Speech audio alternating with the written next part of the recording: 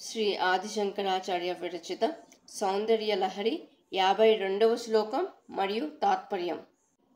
గతే కర్ణాభ్యర్ణం గరుత ఇవ పక్ష్మాని దధతి పురాంబేతుశ్చిత్త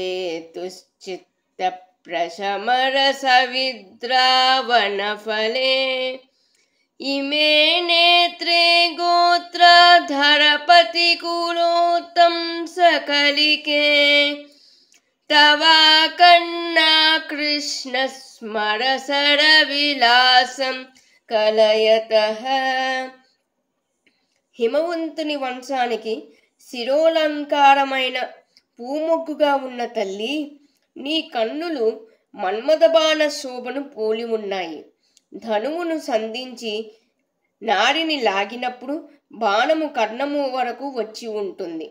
అలాగే నీ కన్నులు చెవుల వరకు విస్తరించిన విశాలములు.